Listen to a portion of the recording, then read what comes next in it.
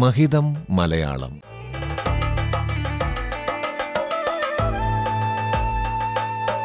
മലയാള ഭാഷയുടെ മഹിമകൾ കേട്ടറിയാൻ ഒരു സർഗയാത്ര.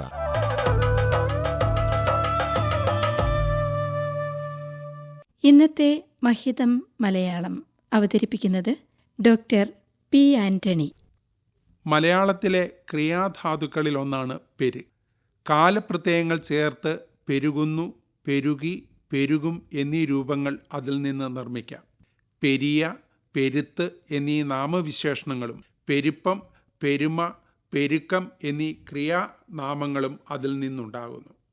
വലിയ, ബൃഹത്തായ, മഹത്തായ എന്നൊക്കെയുള്ള അർത്ഥസൂചനയോടുകൂടിയ പെര് എന്ന പ്രകൃതിയോട് ചേർന്ന സമസ്ത പദങ്ങൾ മലയാളത്തിൽ ധാരാളമുണ്ട്.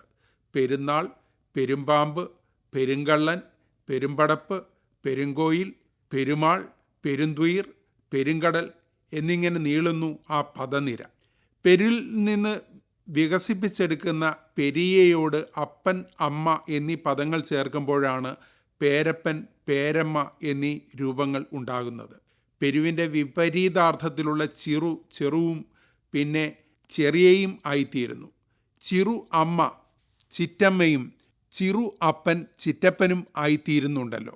പെരിയ ഊര് പേരൂര് ആയി മാറുമ്പോഴുള്ള വർണ്ണ പരിണാമമാണ് പെരിയ അപ്പൻ പേരപ്പൻ ആയി മാറുന്നതിലും കാണുന്നത്. തിരു, ശിവ, പെരിയ ഊര്, തൃശിവ പേരൂരും പിന്നീട് തദ്ദേശീയരുടെ ഭാഷണശൈലിക്കിണങ്ങും വിധം തൃശ്ശൂരും ആയിത്തീരുന്നത് കൗതുകകരമാണ്. തൃശ്ശൂരിലെ തിരു പവിത്രതയെയോ മഹത്വത്തെയോ സൂചിപ്പിക്കാൻ ഉപയോഗിക്കുന്ന നാമവിശേഷണമാണ്. തിരു അനന്തപുരം ആണല്ലോ തിരുവനന്തപുരം. തിരുനാൾ, തിരുമേനി, തിരുമനസ്, തിരുനാമം, തിരുവടി, തിരുവാതിര, തിരുവുള്ളം, തിരുമുൽക്കാഴ്ച എന്നിങ്ങനെ നിരവധി പദങ്ങൾ ഉണ്ടല്ലോ. ഉക്തിവേഗം കൊണ്ട് തിരുവിനെ ഹ്രസ്വമാക്കുന്നതാണ് തൃപ്രങ്ങോട്, തൃക്കൊടിത്താനം, തൃക്കോട്ടൂർ, തിരുനാവായ എന്നിങ്ങനെ തിരു ചേർന്ന് വരുന്ന ദേശനാമങ്ങൾ ധാരാളമുണ്ട് കേരളത്തിൽ. ഇവയൊക്കെ ഏതെങ്കിലും ക്ഷേത്രങ്ങളുമായി ബന്ധപ്പെട്ട് പ്രശസ്തി നേടിയ നാടുകൾ കൂടിയാണ്. മലയാളത്തിലുപരി തിരുവിന്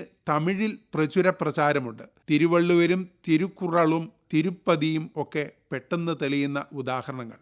മലയാളത്തിൽ ഇന്ന് വ്യക്തിനാമങ്ങളോട് ബഹുമാനം സൂചിപ്പിക്കാൻ ചേർക്കുന്ന ശ്രീക്ക് സമാനമായി ഇന്നും തമിഴിൽ തിരു ഉപയോഗിക്കുന്നു. സംസ്കൃത സ്വാധീനം പ്രബലമായതോടെ തിരുവിനു പകരം മലയാളം ശ്രീ ഉപയോഗിച്ചു തുടങ്ങി. നാട്ടു വ്യവഹാരങ്ങളിൽ അതിൻ്റെ തദ്ഭവ രൂപവും ഇടം പിടിച്ചു. മലയാളത്തിലെ ആദ്യത്തെ ചമ്പുകൃതിയായ ഉണ്ണിയച്ചി ചരിതത്തിൻ്റെ കർത്താവ് തേവൻ ചിരികുമാരനാണല്ലോ. ശ്രീകുമാരനാണ് ചിരികുമാരനാകുന്നത്.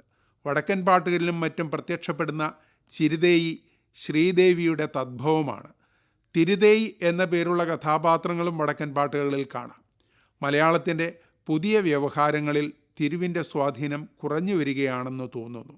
ദേവീദേവന്മാർക്ക് മാത്രമായിരുന്നില്ല തിരു വിശേഷണമായിരുന്നത്. ബ്രാഹ്മണരെയും മറ്റും പരാമർശിക്കുമ്പോൾ തിരുശബ്ദം അനിവാര്യമായിരുന്നു. തിരു ക്രിയാധാതുവായും പ്രയോഗത്തിലുണ്ട്. തിരുകുന്നു, തിരുകി, തിരുകും എന്നീ പ്രയോഗങ്ങൾ ഓർമ്മിക്കുക.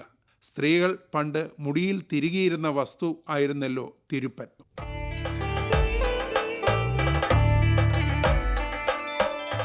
മഹിതം മലയാളം.